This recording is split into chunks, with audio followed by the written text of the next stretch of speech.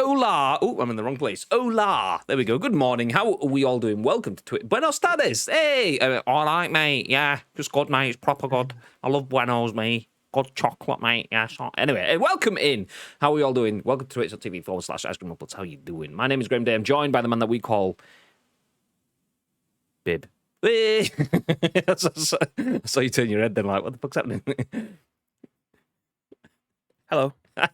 I'll read. Anyway, welcome into twitch.tv/Ice Cream Uploads. If you don't know who we are, my name is Graham Day. I'm joined by the man that we call Bibby. We are ice cream, and in true ice creamy fashion, this is The Scoop, the UK's #1 video game podcast. Even if we do say so ourselves, we go live on Twitch each and every single weekday at 10 a.m.-ish. Yesterday was good. Today is not bad, but it's also not so good. So we go live at 10 a.m.-ish. It's now 10 to 12. So there's a big old-ish back in the roster today. 10 a.m.-ish. We work in the video games industry. We do video games, work stuff. So the Scoop and the streams do come around that, which is why we have the ish emote. So it's now 11:50. But as mentioned, we do go live on Twitch each and every single weekday. So if you are in the chat, please feel free to get involved. Over the next hour or so, we're going to go through the biggest, the best, and the breaking stories from the world of video games. And we are then going to give you our thoughts and our impressions on those stories, as well as our thoughts and impressions. We want your thoughts and impressions, and then your thoughts and impressions on our thoughts and impressions. That's kind of how this works. You guys get involved in the chat, and it's important that you do, because we turn this live stream into a podcast, a video for YouTube, and an audio podcast that goes on iTunes, Spotify, SoundCloud, Google Play, lots of places where people watch and listen to this on demand. We appreciate you. If you're on YouTube, hit the like button, drop a comment down below, say, all right, mate, yeah, buenos tardes, mate, yes, or whatever. You know, you can write whatever you want. Anyway, if you are on YouTube, please do get involved. But if you're in the chat, you have to get involved on behalf of those people right here, right now, live in the show. Speaking of being in the chat, Tito was in nice and early. With an evening, I mean morning, Ice Up Ish 2 gents. The Ice Up Ish 2 didn't work. I'm assuming that's because of the bracket. God damn it. There we go. We got it eventually. Yeah, there we go. Mr. Bacon Chin is in the chat. Morning, ballers. I'll read, good sir. How the devil are you? Morning, shaggers. You know, I'm starting to think Graham does the Devo accent rather too well. Could it be that's his normal voice? And this is absolutely my radio voice, by the way. My Devo voice isn't my normal voice. I would aspire to have that as my normal voice. It's not quite there. But no, yeah, when I'm on stream, definitely radio voice. It's not my proper voice. Like, people that know me in the real world usually go, that's not how you sound. It's like, all right, yeah, well, it's great, yeah, very good, yeah. And then I go, good morning, yes, how the devil are you doing? So welcome to the Ice Cream Uploads. No. Mr. Garlic Clark is in the chat. Morning, Shaggers. I'll read. Iceman as well, dropping in the Garlic Clark emote. Hey, how you doing? I'd like to say that the new tweets going out with a pre-recorded clip are great. Well, thank you very much. That's kind of what we were going for. They are supposed to be multifunctional. Stay frosty, yeah. I can hear it, but it's not in my feed. Mr. Gary Clark, welcome to Team Ice Cream. Extending that tier 1 subscription. What a guy. I love you. Love you, Mr. Gary Clark. Cheers, I appreciate it. Thank you very much. Extending through September. Just want to point out as well that next month is September. September usually happens. So just if you are looking for subs and stuff, I mean, we appreciate you all throwing your money at us anyway. Go on, throw all the money, it's fine. But if you are going to sub next month, then just keep your eyes out for the September stuff as well, because you could potentially support us while still saving money for yourself as well at the same time, which everybody wins that way. So thank you very much. Yep. And subscriptions are cheaper now. Yep, exactly. So you're actually saving. You're probably saving twice or 3 times as much as you would do through September. So yeah, just a PSA. Yeah, I mean, Shaw mentioned it last night. I raided him after finishing up PUBG yesterday, and he talks about September, which is why it's on my mind. He mentioned, like, if you are going to commit to a channel for a long term, like, you want to pledge to support a channel for 6 months or whatever, September is usually a good period to do that, because you end up getting like a month, 2 months free. I think last year it went up to like 33% or something. So you saved 4 months of the year, which is incredible. So yeah, that's what I did. I threw us a bunch of subs down on channels at that point in time. Anyway, but back to Bacon Chin's comment about the pre-recorded clips. Thank you very much. But that's kind of like duos. I put the clip stuff together. Bibby then edits it all and puts it into a file. And the reason it's all kind of in a box in the middle is because when we put that onto Instagram, it shows up in the newsfeed and looks all nice and squashed into a nice square in the middle, rather than being like stretched, and yeah, it's good. It's nice. But thank you. I'm glad you like it. It's good. It's a bit more effort from our side, but it hopefully gives Worth people. Yeah, exactly. Mr. T Wagwan, Mr. T is in the chat. Have you seen that we're talking about WWE? That's why he turned up. He can't be fucking arsed on the other 3 days of the week. Do you know what I mean? He don't want any of it. Fuck, it's not my games. It's not my games. I'm not working. Get out of here. I have no idea what Twitch is on, as this sub extension was called a T5. Are they in collaboration with Heathrow Airport? Maybe. Do not terminate it. Yes, yeah, you get it. Anyway, so today's news. If you haven't seen, we will be leading with a story. See, my alerts feed is not updating. I can see the ads. Oh, there it goes. Ads has come through. Gary's hasn't. But ads, thank you very much for the host. Twitch backend. Okay. Let me check the dashboard.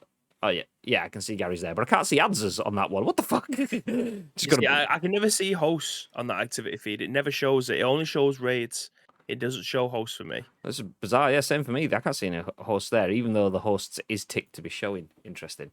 But thank you very much, ads. Appreciate it. If anyone does want to drop a host, absolutely appreciate that people do that. If anyone does want to sit and watch the show, appreciate it. If anyone just sits and bugs off and changes it to alert, we don't mind. It all helps. It'll help. Thank you very much. Oh, there's the door. I'm not here when talking to WWE 2K22. Exactly. By the way, the first story of the day has been exclusively provided to us by. No, it's not by Asim. It's by VGC. VGC have some news on WWE 2K22. It's reportedly been completely rebuilt and is looking fantastic. Woo! You'll love to see it. And as Bibby put in the word in for our tweets, masterstroke, genius, taking that year off. Nice. So you're welcome. You're welcome. If you're looking for a marketing agency that makes your game sound obviously a lot better, then check out championsclub.dg, Dr. Disrespect's agency with a supermarketing agency influence and things. Yeah, no. Oh, us. Oh, yes, those two. But yeah, after talking about WWE, we'll go through the Nintendo Indie World Showcase. It's a long old article. There's a lot of stuff announced, so I will try to fly through that one. Then, just because we want to use the entire show talking about one video game, we'll start talking about FIFA 22 again, because that's what happens. FIFA 22 will let you ignore your opponent's goal celebrations. Stalker 2, which is a game that Baby's excited about, is officially running on Unreal Engine 5. None of that Unreal Engine 4 nonsense. And then finally, the Life is Strange Remastered Collection has been delayed. We'll give you the details on that. Before we do jump into any news and stuff, though, following this show, there will be some PUBG today. I will be doing a long stream, so I'll be starting kind of mid to late afternoon and then going into the evening. I did the same thing yesterday as well, by the way. We had a bunch of hosts, raids, got to play with the likes of Hamish and Co. yesterday. I'm potentially jumping in with Lotus, who's another PUBG content creator today as well. So we could have some dual streamage going on today. So if you want to see some PUBG content going from late afternoon into the evening, then feel free to jump into that. Are you golfing today, babe? I am, but I was just about to say to you, when I've come back, if you're still on, then there's every chance that I might be making a return. Nice. But yeah, obviously on the back of that, we'll say it at the end of the show as well. But it's Happy FIFA Beta Day. We're not allowed to stream it or anything. I have got a code for Volta, so I'm not even sure if I'm allowed to talk about it. So I'll have to look at the T's and C's, because I'm fairly certain Marshall tweeted something saying that you're not allowed to speak about it. You're not allowed to say how good it is or anything. So that could be. I'll have to look into it again just to make sure before I actually say anything. But on the back of that as well, Back for Blood open beta starts today at 8 p.m. Ooh. 8 p.m. Ooh. So tomorrow we will be going live in the afternoon. I know Graham isn't here for the early parts of the afternoon, but my miss isn't here, so basically I've got to run the house tomorrow. So we will be going live late into the evening with some Back for Blood, which I'm super looking forward to again, especially after last weekend. So if you do have, well, you don't even need a code for it. If you obviously we'll reserve a space for Graham.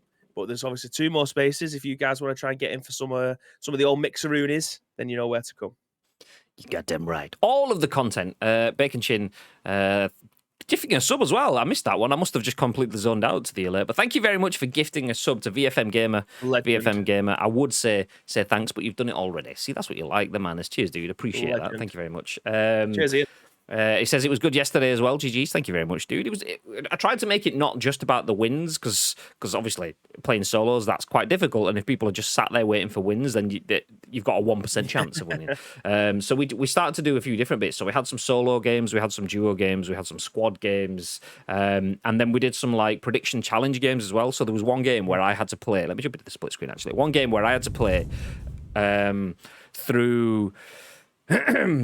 From start to end, it was actually get top 20 without firing a bullet was the mission. And then that quickly, like, took off to, okay, you can't have a vest, you can't have a backpack, you have to be completely naked. So I was running around in underpants with nothing but one Molotov, a first aid, and a boost. So I had to get top 20. I managed to get top 20 despite some people seeing me and shooting at me and chasing me. And I eventually got the slip on them. We got top 20. Nice. It was, can we get top 5? We got top 5. Nice. And then I got up to like, can we win? I had one grenade and a dream. Unfortunately, my grenade didn't hit, so this butt-naked underpants guy versus a guy that was a full-on try-hard in the final circle. We did okay. We got second place without firing any bullets, so I'll take that. I love that. Into however many bullets you've got in the chamber or lack of, and a dream. I absolutely love that. It always makes me one grenade and a dream. That was me the other day. Like that clip when I was in the military base where I was dancing and then got shot straight away. I think I said it on that as well. I've got 17 bullets and a dream. Killed the guy, started dancing, and then got shot by someone else from a million miles away. Fuck's sake.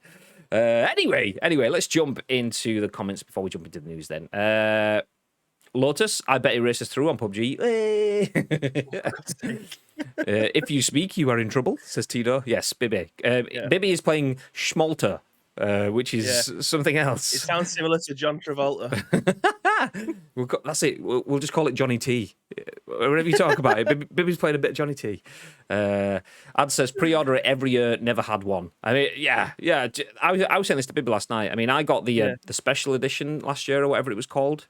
Bibby only got the normal edition, but yet he gets a code. I mean, it could be something to do with the fact that he played Volta for 4 season passes, like he said. I played for like 4 minutes, so that's probably why I didn't get included. Surely it goes off the time that you spent playing with it. Ads like, I know you probably smashed a load of Ultimate Teams, so that's weird that you haven't got one, but I imagine they have a threshold of, I don't know, maybe 100,000 codes for Ultimate Team based off of around 4 million players. But because I seem to be the only person in the world that plays Volta, they just have so many that, like Graham with 7 minutes played, he'll probably get one tomorrow. Do you know what I mean? They're just working their way down the queue. But yeah, it definitely goes off how long people have been playing it for. Yeah, I mean, Ultimate Team, there's always going to be people that play more than you. So that one you can kind of get. Like, I think that one's probably going to be more of a lottery. Whereas Volta, it's probably a case of, well, that's just top down. Whoever's played it and is more likely to play it, to give them the data and the feedback and stuff. We'll go that way. Ad says, I'll download it now. Nice. Everyone get Back for Blood downloaded. Nice. Mr. T says, if it's in the evening, I'll join Back for Blood. Nice. Great style. Back for Blood beta available for download now. Well, it has been for a while, so I wouldn't imagine that they're going to pull it from the store and put it back up again, because last weekend was the closed beta. This weekend is the open beta, so you should be able to play it. I imagine it's there now. I hope it's the same app. I can't be asked to uninstalling it and then reinstalling a completely different one. I hope it just unlocks itself at 8 p.m. tonight. Yeah, fingers crossed. You could do what I did in Warzone last night. 4 of us traveling in a chopper, saw someone on the ground, so fired my RPG, kicked myself out of the chopper, and landed dead and destroyed the chopper for everyone else. As in, I fired the chopper at my own RPG somehow. Nice. Mad skills. Beta is ready to download, Back for Blood. I played every mode, 500 plus hours, even Volta. Gary says, ironically, my beta for FIFA 22 includes Volta, but I've never played Volta. Nice. Well, maybe it's just random then, complete random sort of stuff. But like Mr. T says, lies. Absolute. I mean, your middle name is Volta, Gary Volta Clark. It is the bastard ginger stepchild, Volta, and I don't understand it. I don't understand how people can't give it at least an hour's worth of your time, because if you liked FIFA Street, then this is like a million times better than that. It is incredibly good. I mean, I say, and I say that, but I'm probably part of the problem, because I've spent like maybe 6 or 7 hours. I had like a 2 or 3 hour play and then did like another 2 or 3 hour play, and I'll come back to it. But by the time I was going to come back to it, I'd missed out on Cantona or whoever it was, Beckham or someone that was in it early on, and I thought, I've missed them, and that just kind of like, well, I'll leave it then. I never went back to it, but it is really good. But the same thing the year before, the Vault of the first year, I didn't even finish the story on that, even though I really liked it. I was like, yeah, I'm going to Tokyo. It's like I feel like I'm in fucking Step Up, but yeah, with a football kick up, we'll call it that. So, of all the films to choose, you chose Step Up. but does it not seem like Step Up? The fact that Step Up is like, it's all this like super underground thing that's really cool. Yeah, we all go into warehouses and just dance. Yeah, whereas these all go into warehouses and just kick footballs. What's this? Don't you know what this is? No, I don't know what this is. This is Volta Indoor Football Championships, where people come from around. Do they do? I did not know this. Oh, let's get it. And it's like Step Up. It's like that, but change Volta for breakdancing. It's the same thing. So I'll sing you for Pitch Perfect. You know what I mean? They're doing a riff off. My Alexa somehow heard you say something. Just go away! It's flashed up again when I said its name then. But yeah, Pitch Perfect quality film, by the way. Anyway, enough of that. We are dancing around the subjects. Let's jump into the news. Bib. Yes. Would you like to play a fantastic WWE 2K game? I would love to play a fantastic WWE game. Yes, I would, Graham. Nice. Chris Scullion at VGC has this story for you. The first story of the day says WWE 2K22 has reportedly been completely rebuilt and is looking fantastic. The series skipped a release last year following the disastrous launch of WWE 2K20, but it's back. Interview given by Asim Tanvir. Sorry, Tassim Manvir. Mr. T, noted industry leaker. Just to confirm, if anyone is watching from 2K or anything, we haven't spoke to Asim on this at all. Just to confirm. WWE 2K22 is looking fantastic following a complete rebuild of the series gameplay engine. It has been claimed. Forbes writer Brian Mazik claimed during his latest YouTube discussion stream that he had spoken to familiar people with the game's development who informed him that things were looking promising. Quote, I have actually spoken with people who have good knowledge of the game and understand what's happening from a developmental standpoint. And what I'm told about gameplay at this point is that it is fantastic, he said. That is actually a word that was used for the latest build. The people who are playing the latest build have said the gameplay is fantastic. Anybody who is talking about gameplay at this point is probably somewhat close to 2K, so you've got to take it with a grain of salt. But I have been told that the game is playing fantastic and that the gameplay engine is completely rebuilt. Mazik continued. He later added, I also heard that the controls are much cleaner than they have been before. Now, what cleaner means, I don't know. But the last thing I heard about this is that it feels like a wrestling fan's game.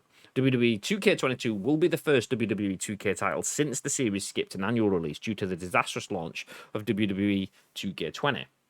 2K20 was a disappointing full debut for developer Visual Concepts, resulting in one of the lowest Metacritic scores in 2K's history, mostly due to a huge number of technical issues at release. Last year, in a bid to enact a renewed focus on quality, publisher 2K hired former Double Helix studio head Patrick Gilmore to take over WWE 2K.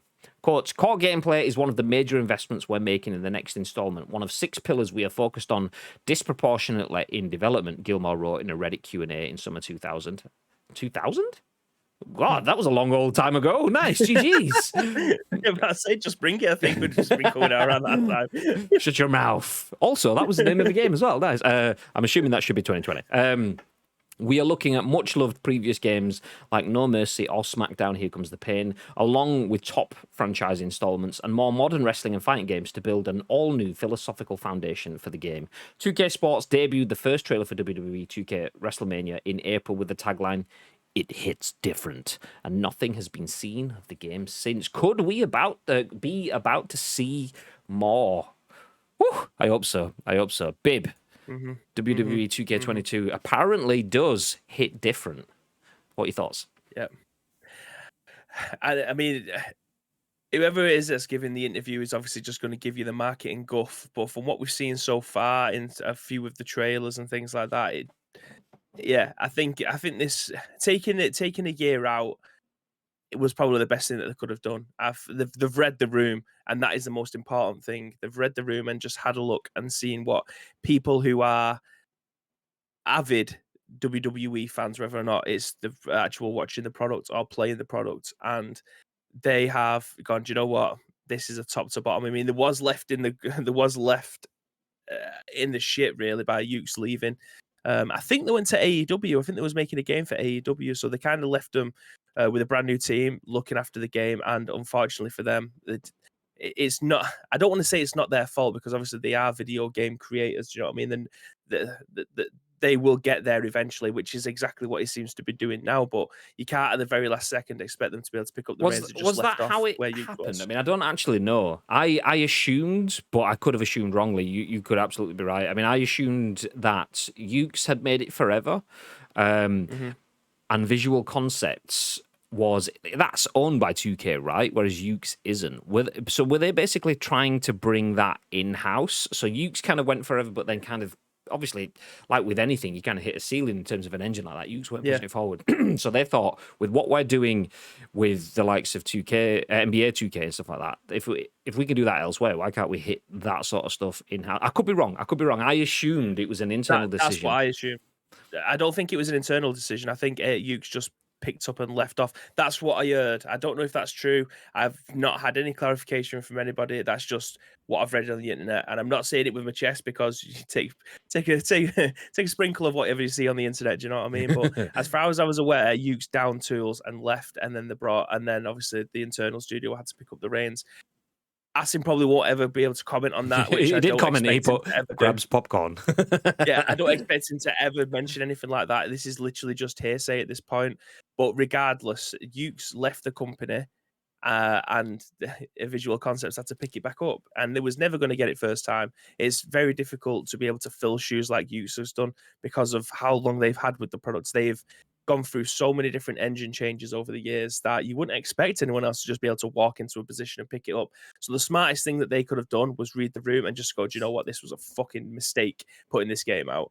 We're not going to bother with a new one. We're going to let them have 12 to 18 months at just looking at whatever it is that we're going to be looking at, get them used to it, and then create something off the back of it. And what we've seen so far, it looks like it's been an absolute masterstroke. It seems like they have got the core of what you would want from a wrestling game. I mean, it visually looks great. They've used the magic buzzwords. If you're trying to emulate something, you're going to be looking at the likes of No Mercy. As soon as you mention that, though, the stake of your game goes right up to the ceiling because that's what people expect. If you are saying No Mercy and comparing your game to it and the way that it plays, maybe it plays, but as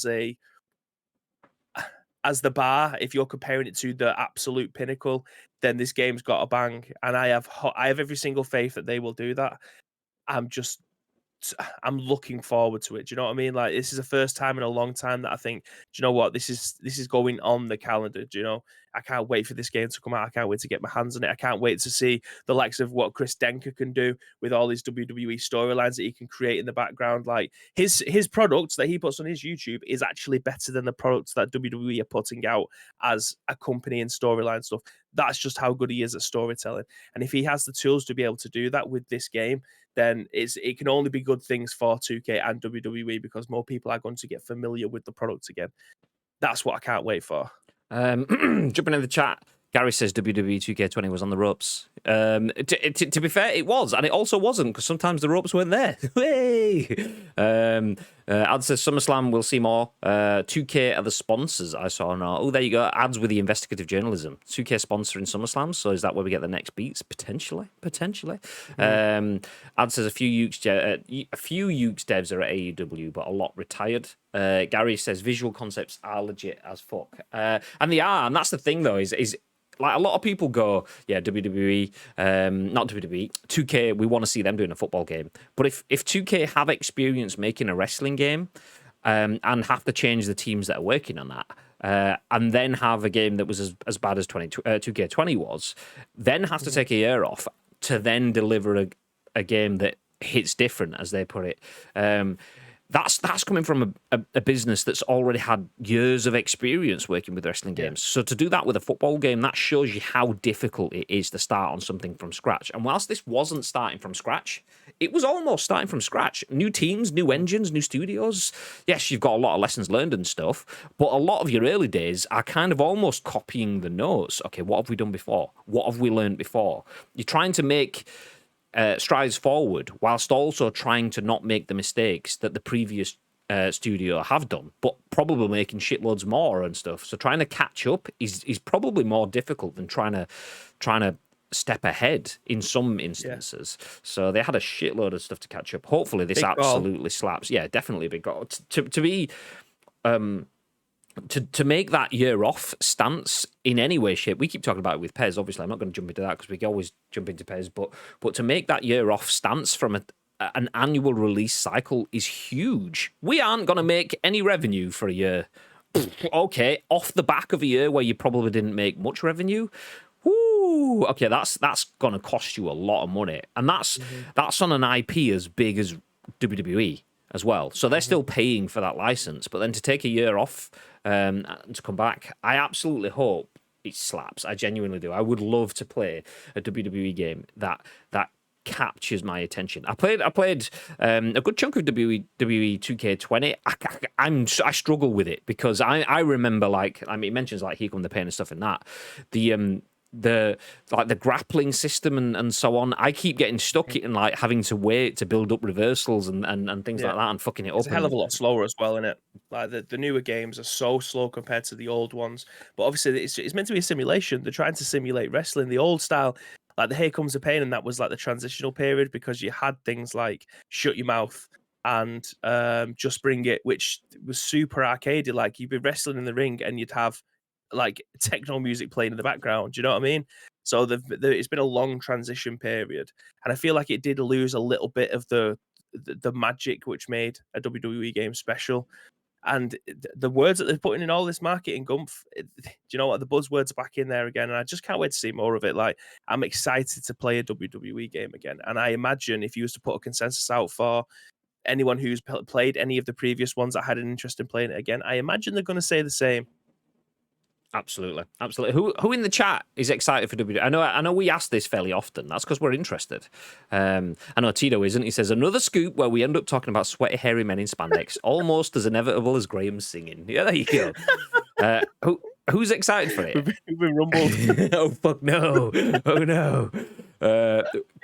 Because yeah, we genuinely are. We've got, like I say, we've got some big plans for WWE stuff going forward. So yeah, very much excited for this. Are you guys excited too? What were you saying? What were you about to say? We just. I don't want to say modern day wrestling fans because I'm in massive air quotes, big game bibby. I will watch the pay-per-views. I don't really watch the products like the Monday Night Raws or SmackDowns or anything like that anymore. I can't get behind it. I just think it's far too tacky. It just doesn't make sense, especially when you have some of the best wrestlers they've ever had being released for whatever reason. It just doesn't make sense to me. But as a old school wrestling fan, which they include the old school wrestlers just as well as they bring in the new wrestlers, which is fantastic for getting people my age back into wrestling games again. Like they do it so well.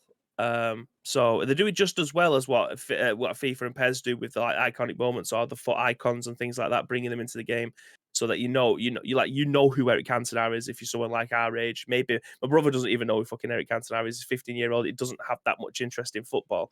But for someone like us, do you know what I mean? If they was bring the Ultimate Warrior back in or The Rock or the Dudley Boys, you know what I mean? Like you know full well what you're going to be getting into, and they do that very, very well. So yeah, I imagine anyone who has ever had an affinity with wrestling probably understands it and is probably looking forward to be playing it again. Yeah. Jumping through the chat, then I can see you've kind of hit the nail on the head there because everyone else is kind of saying the same sort of thing. It's been far too long since we've had a decent wrestling game. Ad says, I always am. I love WWE. Watched it since 1993. David said, chat scrolling. Scroll back up. David said, I hate the stamina system. That's what's put me off the rest of the games. I'm hearing there might be an Ultimate Team mode called 2K Factions. Dev mentioned it. Gary says, I already know stuff about WWE 2K22. It's a wrestling game. Nice. Insider knowledge. Asim's excited for a WWE 2K game as well, which is pretty surprising. Nice. So yeah, the general consensus is, I mean, there we go. Madges, the counter system was awful, limited it, made it a joyless experience until the last WWE game. I bought them all on PlayStation. Looking forward to the new one. Watched every WWE show since 1993. Raw, SmackDown pay-per-views. I love WWE, always will. Gary says MBUK started that trend. The older players in that are incredible and play like they did back in the day.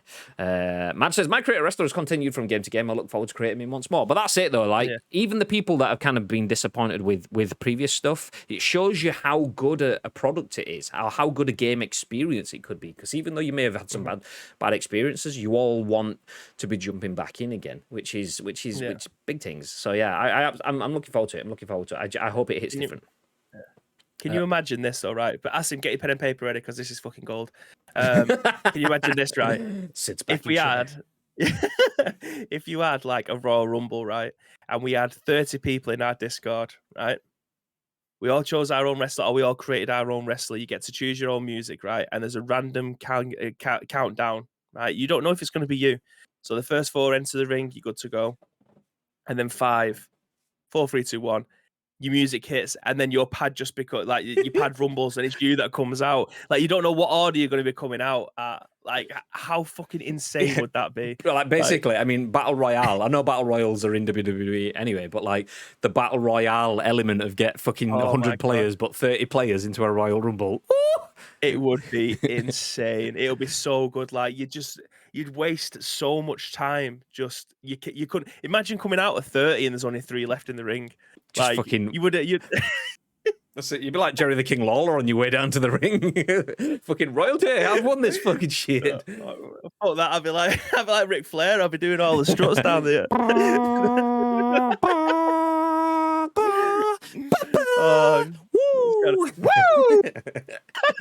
Oh yes. Do you know what? If it's not a thing because there's a lot of technical limitations for that, then I'm pretty sure you used to be able to like press start or something to overtake one of the players in the ring as long as you had 4 pads. So we'll just get 4 pads hooked up to a PS5 in the studio. So if 30 people just want to come to the ICU studio once it's back open again, we'll just have it. We'll just like draw a name out of the hat. Maybe we're there with 30 pieces of paper and they'll go Tino, and Tino comes running in and he is oh my god, I'm so good. You've got Rey Mysterio Jr. Yeah, exactly. You can only get involved though if you do like we have to have like interview sort of segments where we full on expect you to go heel / face turns kind of thing. Yeah, like fuck Absolutely. This guy, that baby guy, he's going. He's just been eliminated. Okay, that the Gary Clark, he's going. Nope, he's gone as well. Fuck's sake, Madge, stop kicking people. That went under the ring. Under the ring. Yeah. Oh yes, please. That was so good. Yes, please. Asim says, all I'll say is I'm excited for you guys to see what's coming. Nice. Lay some mud holes, stunner some SOBs, and drink some beer. Gary says, what's a pen and paper? Old man G, still here with the pen and paper. As long as Christian's Unprettier is available as a finisher, I'm sorted. I used to have, I changed mine up depending on what wrestler. So I'd have some sort, I used to like high risk, high flyers, like the Jeff Hardys and stuff like that. But then if you wanted to do like proper, like mainline wrestlers, you need someone that can do a finisher off the floor. So obviously your stunners, your rock bottoms, and everything like that. So I had basically, it was essentially Gangrel's Impaler DDT, the kind of thing as mine. But yeah, what tune his entrance music is, by the way. Yeah, absolutely. Wow. Anyway, that sounded more like porno jazz there, but we'll move ahead. I always make myself cross with Austin, and that's the bottom line because Ads Play said so. Yeah. Iceman says I bought every main WWE game from SmackDown 2 to WWE 2K18-19. 2K19 lost out to a feeling of burnout, and 2K20 is 2K20. I'm very skeptical of WWE 2K. Battlegrounds didn't help. Well, Battlegrounds is something completely different, so that's just I think you just kind of you can't include that. Completely different. That's like I can't remember what was it called, the one that was like All Stars. That's like judging Here Comes the Pain based on All Stars and stuff like that, different games. So that's different idea altogether. So that one doesn't fuss me that much. All Stars was amazing. Didn't mind it as well. I thought Battlegrounds was good for what it was, but if you're judging that based on the other ones, then I think you're doing it a disservice in that sort of sense. 2K20, fair enough. So look at that and then see where 2K22 has gone from that. I would add in the caveat from my own, like this is me kind of like being boring old man now, like bringing it back down to earth after all the excitement and stuff, is still new studio and we haven't touched it, so 18 months without seeing it. I think obviously just prepare yourself that it might not be everything we want it to be, because it's video game development. So it's hard to get perfection. If every game was perfect, then we wouldn't have game ratings. I just hope it hits. If it doesn't hit different, I just hope it's better. Hits good enough, and then I'll be happy enough there. I figure the Unprettier / Kill Switch will be in as a generic name move due to his move to AEW. What were you saying? I was going to say, I wasn't taking selfies. I was taking a picture of my cat to send to Samantha because she looks like she's going to kill me. It's really glary in there, so she's like squinting at me. I thought that'd be a funny picture to take to send to Samantha. Iceman says, not really. All Stars was actually a good game, whereas Battlegrounds is an absolute mess. You missed the point, though. That's not what I'm saying. I'm saying you can't judge. That's like judging the quality of a fork based on a spoon, because they're both cutlery. They're similar, but you use them for different things. If you think Battlegrounds was a mess compared to All Stars, well, that's fine. But if you think Battlegrounds was a mess and that means that you worry about 2K22, then you're judging two separate things. That's like comparing a Mini to a BMW Z4. Yeah, well, essentially, it's a similar sort of thing. I mean, obviously, probably both flawed analogies, the fork and the spoon and the Mini and the Z4 kind of thing. But yeah, two different things. So, I mean, All Stars, I will say unanimously, I've heard a lot of people say All Stars was better than Battleground, so I can't question you there. I'll put my hand in the ring with that. But yeah, that doesn't necessarily have a patch on 2K22. I was already concerned for WWE 2K before Battlegrounds, which is fine. Like I say, reality is it's a game that came from being in a problem place. You don't stop talking about a game for a full year, not release a game for a full year if everything is happy. But just remember that we've come from a problem place and are pushing for a happy place. We might not necessarily make it entirely. As long as we're not in the problem place and we can see huge strides forward towards a happy place, then that's just, it's an annual release game. We'll get a new one next year, or the one the year after, or potentially will. So yeah, as long as we make big strides, we can see where we are. The game feels good. I'm happy. Would you be against games like this then? For instance, you just mentioned it there, we might get one next year. Would you be against them adding to the roster? I mean, licensing issues, in fact, forget about that, because it's always going to be a licensing issue. You couldn't just remove wrestlers and add them on a whim. Obviously, if they come on the disc, they come on the disc. They don't, even as a DLC patch, they don't remove players. They don't remove the wrestlers from the roster. So forget what I just said. It's fucking highly irrelevant. I mean, if you were going to say something like, I mean, Ads has just said WWE 2K22 will revolutionize wrestling games like eFootball 2. If you're going to say, would I be against them not releasing a game every year and adding DLC updates and things like that? I wouldn't be, because we've said that for PES and FIFA for years and stuff anyway. So the eFootball going to a live service model is potentially a stroke of genius. It's potentially not, but it potentially is as well. And I think that's where modern games go. So if we get a WWE world where we just get roster updates, and licensing is done in a way that if you didn't buy Shawn Michaels before he retires and he's gone and he's taken off the roster, well, you keep him, but you can't get him afterwards. It's kind of like a FOMO sort of element. Then as long as Fortnite skin. Yeah, exactly. So you get Iron Man, the season's gone. Well, you can't get Iron Man anymore. He's gone. But I've got him, and I will keep him forever. Jobs are good, because it's an open-ended license sort of thing.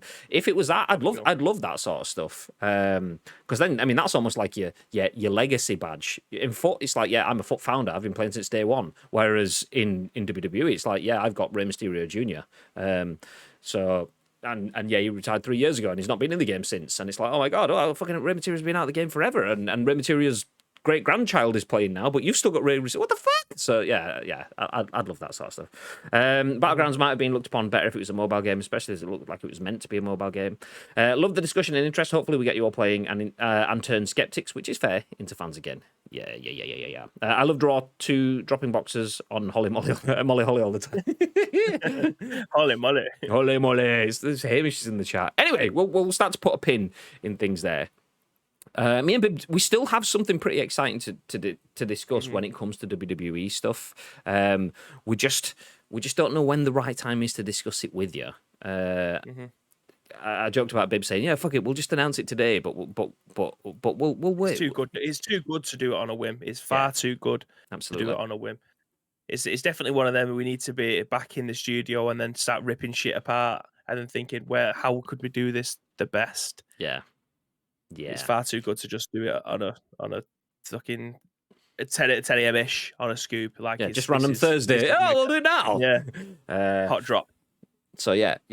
Keep your eyes on us. We'll have some cool WWE stuff coming because we want some good WWE fun times. Nice. I also hope that menus load faster and creating a wrestler is a smooth experience. Mr. T, it became a really awkward process at the end, says Magic Man. Promotion-specific wrestling games would be ideal for a free-to-play model similar to what eFootball wished it was going for. Ad says, Masters of the Ring confirmed. You never know. Just writing that title down because that's fucking gold. It also sounds like some sort of porn film as well. Yes, it does. Let's think about the implications, but we'll loosely write it down, pencil it in. Ring wrestlers. There you go. Ring distraught. No, never mind. Especially as the rosters are always outdated when the game releases. Are you both going to wear leotards on a Monday morning scoop? How do you know we don't already? That's a very good point. I mean, all you've seen from me is a t-shirt right now. I mean, you're not seeing. I mean, it could be business at the top and party down below. You never know. It could be full on like Scotty 2 Hottie from the waist down.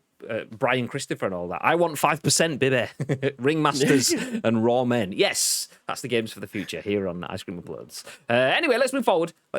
We will fly through this article, partially because we spent a good chunk of time on that, but also because there is a lot of content in this one, including the first bit of news, which sounds like you're making coffee for dead people. If you don't know what I mean by that, you'll probably see it in just a second. Matt Wales at Eurogamer has this article which says, here's everything announced during Nintendo's latest Indie World Showcase. Axiom Verge 2, Necro Barista, coffee for dead people, Tetris Effect, lots more. So it was a busy old Indie World Showcase this evening, that's last night, with Nintendo serving up another brisk but extremely eventful look at some of new titles heading to Switch between right now and into next year. Headliners included surprise launches for Axiom Verge 2 and Boyfriend Dungeon, not to mention an upcoming release for the superb Tetris Effect Connected. But if you somehow missed the show and want a convenient catch-up, you'll find everything announced below. It might be worth if you can just throw the link for this into the chat, Bib, just because I'm going to, I will fly past the titles. I'm not going to read each paragraph because it'll be a long old story. So there was Necro Barista, Final Paw, and an enhanced version of the acclaimed novel, visual novel-style adventure from Route 59. That's a Switch exclusive. Axiom Verge 2, the long-awaited follow-up to developer Thomas Happ's acclaimed 2015 retro-styled Metroid-alike. Next, we have Boyfriend Dungeon, which Bibi has one of those. In which players can date a slew of sexy weapons, is also now available on Switch, as is Grizzly Games' sublime minimalist city building strategy delight, Islanders Console Edition. There's Boyfriend Dungeon's trailer there. Nice. That looks like a game that Bridie would have played on Ice Cream Uploads. Boyfriend Absolutely. Dungeon. She played like Pigeon Dating Simulator and things like that. So, or Pigeon Dating, I can't remember what it was called, but yeah, that's a Bridie game.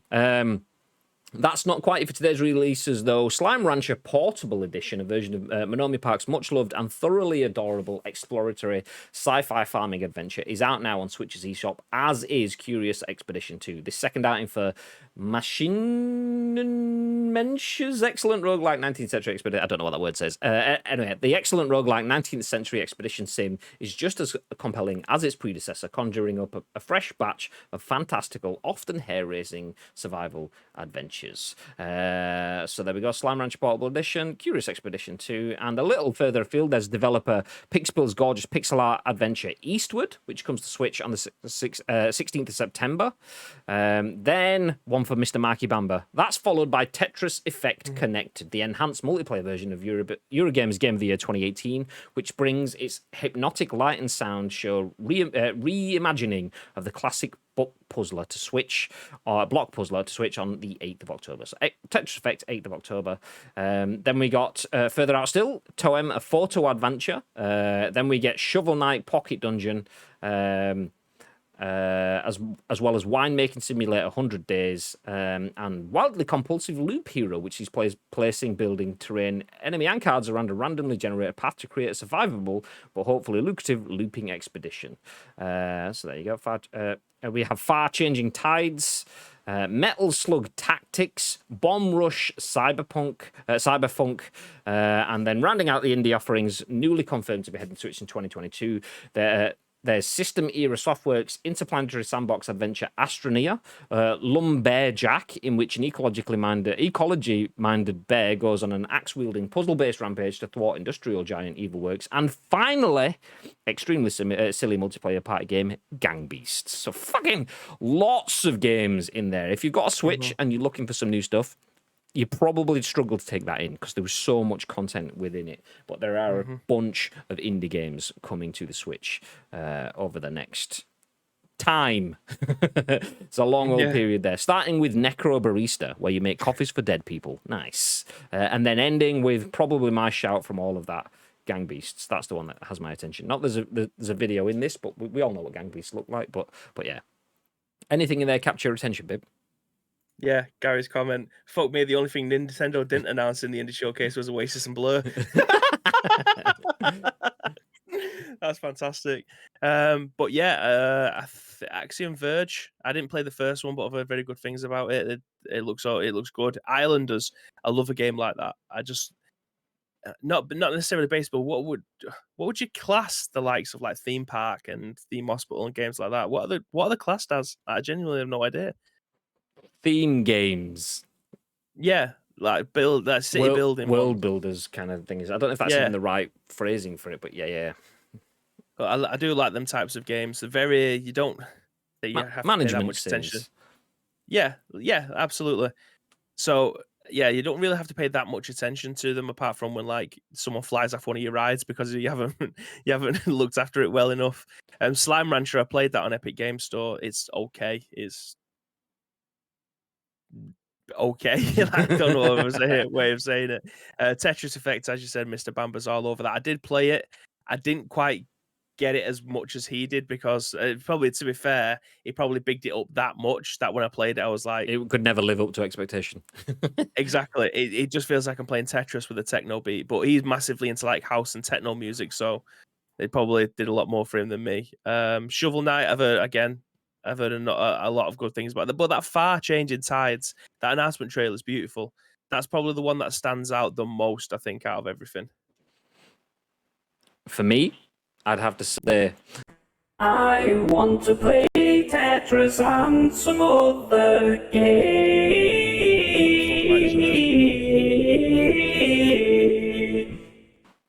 There you go.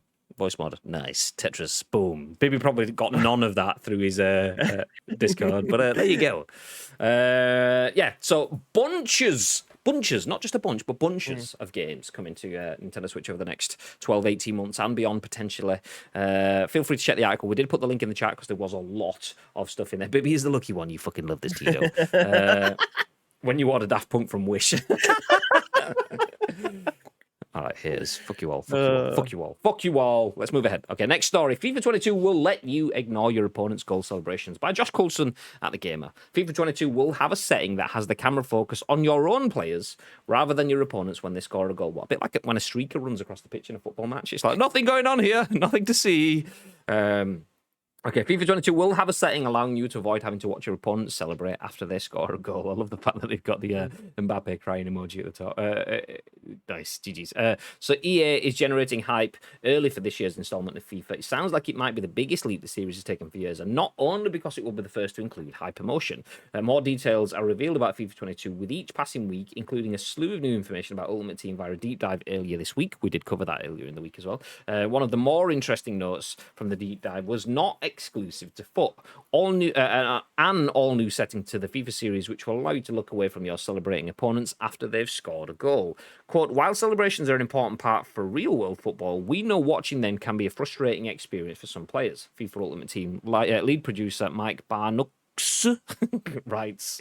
That makes sense if anyone saw the FIFA stuff earlier in the week. Anyway, that's why we've introduced new celebration camera focus settings that allow you to focus on either your team's reaction or your opponent's celebration when conceding a goal. Instead of watching your opponent slide on their knees, make a heart with their hands, or just excitedly jumping around, you can check out how your own players are reacting to the goal instead. That likely means watching a bunch of footballers slowly walking back to their own half, staring down at the grass as they go. That has to be better than sitting through the opposing team celebrating the goal you just conceded, though. Celebration camera focus will be set to opponent celebrations by default, and changing it will do so across all modes, not just FUT. FIFA 22 comes out in October. Could you see yourself using this? Do you get triggered enough to want to turn off goal celebrations, babe? What are you saying? Absolutely not. Like, the thing is, because I know I'm going into a game where I know the likelihood is I'm going to lose, it doesn't necessarily bother me as much. But I imagine this is going to save a lot of people a lot of money from broken pads. It doesn't. It's never rattled me. Do you know what I mean? I don't think it's ever rattled me. I mean, feel free to anyone could go through our Twitch clips and see whether or not I've actually reacted badly to it. But I genuinely don't think I have. Like, I don't care enough, especially not playing foot champs where I have to play 30 games back to back and then find out whether or not I've qualified. And the one goal that I concede is the difference between getting gold 1 or 2 or whatever. But yeah, I think this is going to be a large benefit. I mean, what would piss you off more, looking at your defenders walking back or them celebrating? Look at how crap we are, not how good they are. If it maybe next time they'll do in FIFA 23, it'll just be a black screen like The Sopranos when that finishes. I don't know. No, you get participation awards. Everybody wins. Nobody loses. Yeah, I mean, there's clips of us where we've conceded goals in co-op and then they've all gone and done a celebration, but it's been a proper sweaty goal or one where it's just gifted them or they've just over the top through balled it and whatever, and you've gone as if you're celebrating that. But I find that galvanizes me. That doesn't make me go, oh, fuck this, I need to smash my pad to bits. It's like, okay, I need to I either need to just finish this game because I'm already beaten anyway, and you're celebrating. What's the point? Or I need to jump back into the pitch because okay, you're 1-0 up. We've got 70 minutes left of the game. Let's go. So I don't mind it. It brings me into life. I'd rather, see them and get a read of them. If they're doing over the top celebrations or cheesy cry emoji celebrations, then you know what kind of player. That makes me want to beat them even more. So I'd rather look at that rather than looking at my guys looking at the floor, head down. I mean, it swings around about it because they'll obviously have to look at your players when you celebrate as well. And I imagine you take great pride in scoring that last second. I mean, there's a reason why they had to take away the Mbappe crying animation, because I imagine people were just breaking pads left, right, and centre, getting pissed off, and then posting it on social media about how this is fucking doing their head in and stuff like that. It seems a bit bizarre to me, but again, I'm not good enough or care enough for this to rattle me, I don't think. What I will say is I agree entirely with what Bibby just said. I don't care enough where someone emoting after scoring a goal. If everyone's emoting, I just think, oh, well, you're just sheep. You're all just doing the Mbappe crying thing now because it's on social media kind of thing. All right, bless you. You don't have your own brain. You don't have your own mind, your own identity. You're just doing what everyone else is doing. That's fine. You do you. But even still, the fact that it's not that important and they've still fixed it and like managed to find a workaround for it in the essence of, okay, you don't have to watch it. That's pretty good. That's good in itself. EA have gone, okay, we want to keep it. We want to still have that stuff, but we understand that other people are getting pissy and moany on social media. It's not a big thing. And it's probably not too difficult from a development standpoint that, yeah, okay, we'll change it. You don't have to do that again. You can watch elsewhere. So that's reading between the lines. That's a nice little bit. EA going, okay, some people don't like it. We know most people do, but some people don't, and some people are quite vocal. So which means that they really didn't like it. So yeah, we'll give you a workaround if it bothers you that much, which is nice. My favorite thing to do was when teams were just knocking the ball about, especially like playing pro clubs where the enemy was just knocking it around the back to try and waste a bit of time, and then you bag a goal and you get the famous right analog stick, move it right. Your player would be running around with the old and you'd run around in a circle so that your own players can't break the animation, and then it'll go into like a little cutscene. You'd just be running around with the old like there was nothing better than that, just because it was boiling people's piss because they tried so hard to try and secure the win, and you just put a last minute equalizer in, and you tried so hard and you got so far, but in the end, it doesn't matter. Yeah, but that's what I used to love more than anything. There obviously will have been times where I've been pissed off that I've conceded a goal and stuff like that, but I've never broken a pad off of it. Like I don't think I would be to the ends. Like it's super edgy saying I don't care, blah, blah, blah, blah. But I genuinely have never smashed a controller because I've been pissed off that much with something. So yeah, I mean, I'm still gutted that they got rid of the but it is what it is, isn't it? People just don't like fucking conceding goals and being humiliated, it seems like. Bibby is toxic confirmed. Nice. Let's move on to the next news article. Absolutely. Bibby. Shh. Anyway, baby, enough of the shush. Let's get you excited now because this one's for you. Stalker 2 is officially running on Unreal Engine 5. This is written by John Bitner at The Gamer and says Stalker 2 will run on Unreal Engine 5 when it eventually hits the market. After a bit of speculation, GSC Game World today confirmed Stalker 2 is running on Unreal Engine 5. The upcoming title was already known to be running on the Unreal Engine. However, there was no indication whether that meant UE4 or UE5. The announcement dropped as an unceremonious reply to an Unreal Engine post on Twitter. The official Stalker account made the brief announcement, then released a newer image of the game in development. Where are we going? There we go. So Unreal Engine have tweeted, the weather isn't the only thing that's hot. These past few months have brought us a look at over 80 Unreal Engine powered titles coming soon. Check out our Summer Games highlight blog for more info and trailers for every title. And then Stalker at Stalker_the game have quote tweeted that with, "Hey, Unreal Engine, feel free to mention we're running on UE5 handshake emoji."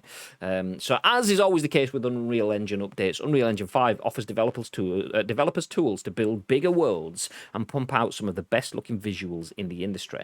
There's a bunch of fancy new tech going on behind the scenes, including the nanite geometry system and dynamic global illumination courtesy of Lumen. But on the user end, all we need to know is that Unreal Engine 5 looks pretty nice. Stalker 2 currently has more than 300 people working on it, and when it launches, we'll clock in at a massive 150 gig, which is like 30% of Warzone. The highly anticipated title, well, it's not really. The highly anticipated title will be an Xbox Series X and S exclusive for 3 months following launch, and is skipping out on PS4 and Xbox One to take full advantage of the current gen technology. If you're interested in learning more about how Unreal Engine 5 will impact Stalker 2, you can find out more about the engine on its official website. Stalker 2 is expected to launch April 28th, 2022. So Xbox, it's all about getting everyone in, getting everyone playing. Everyone has the time. Although it does have this beautiful game exclusive for 3 whole months. It's not just about the games, it's also about the profit, just like it is all the time. But there's nothing wrong with that, that's fine. Anyway, still looks good. And as the article confirms, Unreal Engine 5 looks pretty. That's what it means. Are you excited for Stalker 2, babe? Unbelievably. Like, I think I'm probably going to hold out because I will never be able to make use of what the Unreal Engine 5 can look like on my PC because the graphics card is getting on a little bit now. I need a new CPU.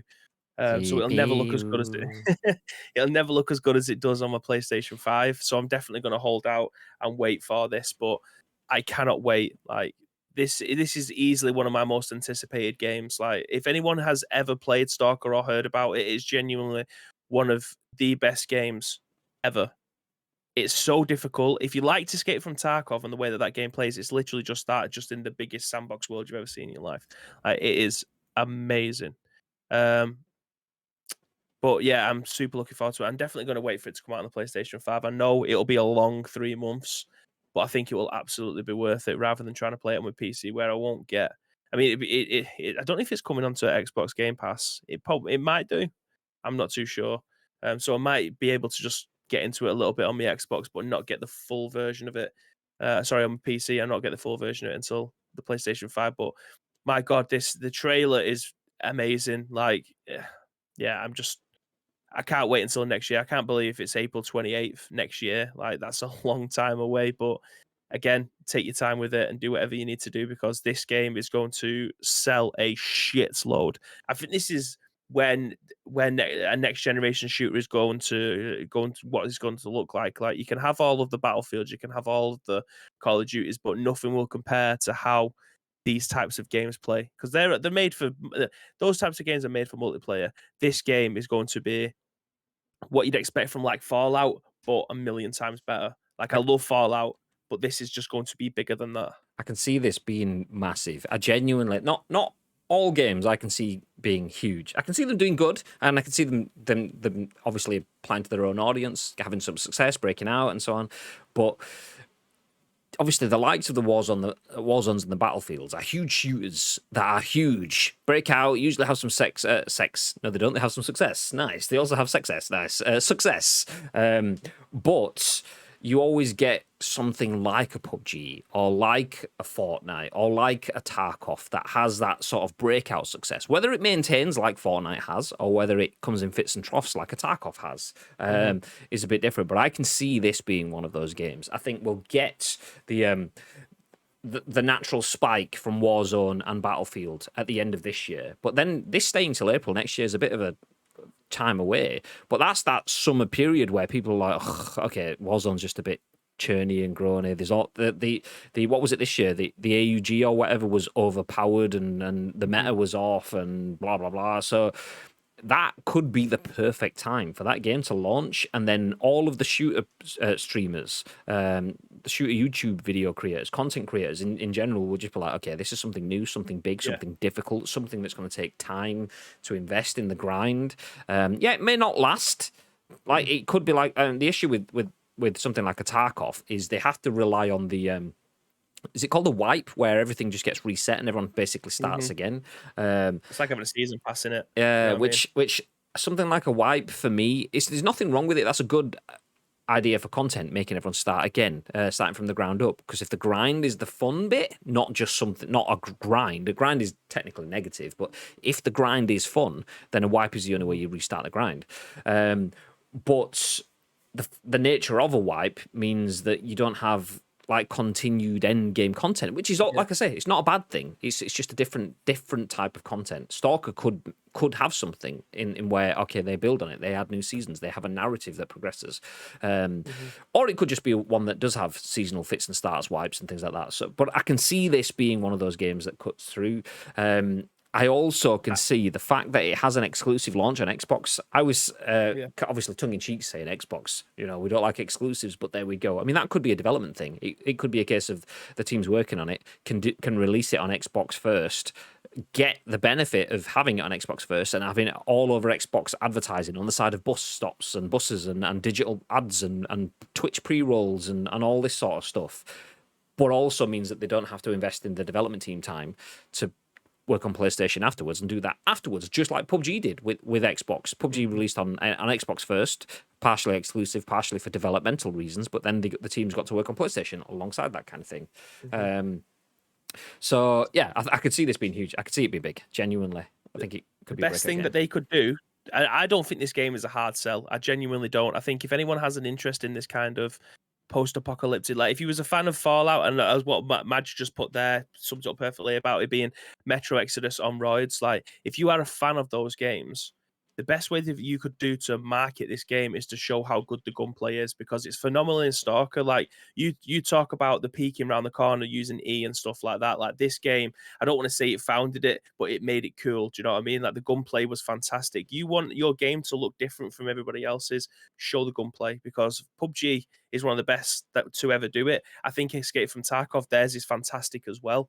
So if you want to aim at a specific type of gamer when it comes to first person, show the gunplay off, because this is the biggest part of the game. Like honestly, I can't hype this game up anymore because I genuinely don't think I need to. If anyone has ever played any of the Stalkers before, this one is going to blow every other first-person shooter out of the water. And I'm saying that with my chest. I genuinely do think that this game is not going to be a hard sell. I think as soon as you start showing off some of the good shit, I think this game will sell itself. Like, yeah, I don't even think you'd need to. I mean, they will obviously get the biggest streamers to start streaming it for them. They'll probably pay them and then give them an ad revenue of some down the line. I genuinely don't know, but this, I don't think it's going to be a hard sell, because when people start to go, oh my fucking god, this looks incredible, I like the tone, I like the setting, I like the way that you're able to customize all of your gear and that, like, I don't think it's going to be a hard sell.